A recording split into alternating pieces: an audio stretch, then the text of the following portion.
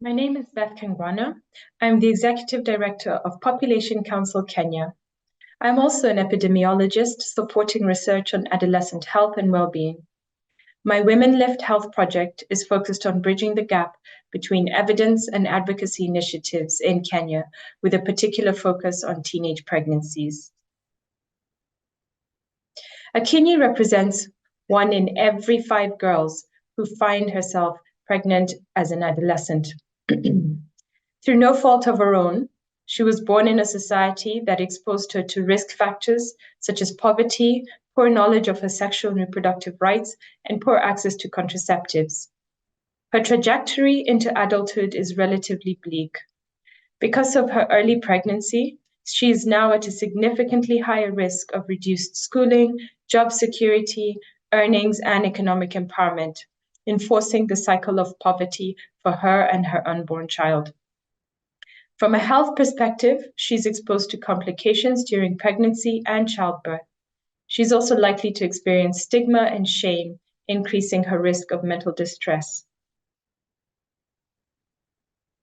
Now, an increasing number of youth-led advocacy initiatives have emerged worldwide to address local development challenges.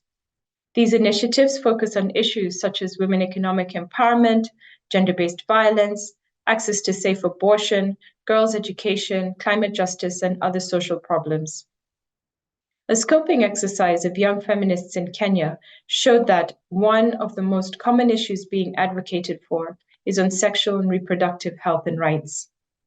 How can researchers therefore leverage this activism space to ensure that high-quality evidence is being advocated for to inform effective changes in policy and programming that address this important topic? This leads us to my study. So the aim of the project is to garner a group of female activists to utilize needed evidence to advocate for the reduction of teenage pregnancies in Kenya. The project consists of 4 main objectives that will be addressed through a range of activities. The first objective is creating a group of young feminists. So the activity that will lead to this objective will be to carry out a stakeholder mapping and invite sexual and reproductive health and rights young feminists who may be interested in actively participating in the project. The second objective is to get the young feminists to define evidence gaps in reducing teenage pregnancies. And the activity to address this objective is to hold a convening meeting with the young feminists to discuss gaps in evidence on reducing teenage pregnancies. The third objective is to generate evidence to address identified gaps. And the activities to achieve this objective will consist of firstly, identifying and synthesizing already available evidence. And secondly is identifying and cataloging data sets that are available within Population Council Kenya and carry out data analysis to generate evidence. And the fourth objective is to educate young feminists on available evidence.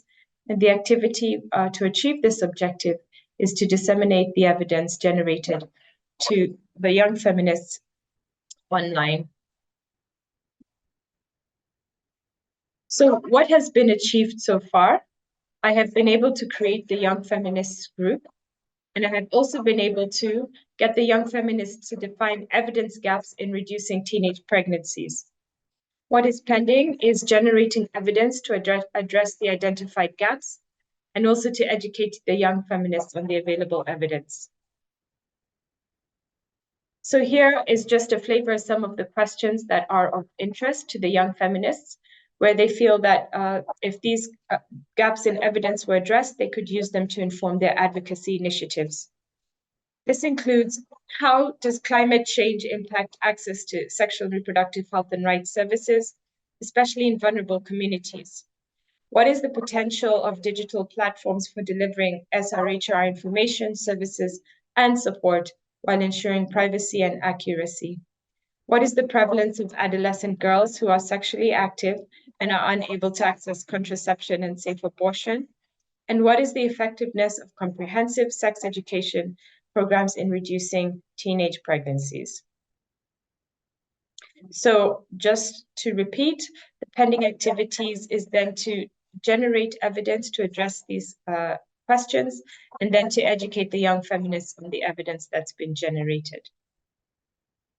So in terms of the outcomes and impact, the outcome is to create a platform where evidence-based information can be accessed and communicated during advocacy-related activities, leading to informed policies and practices that will reduce early pregnancies.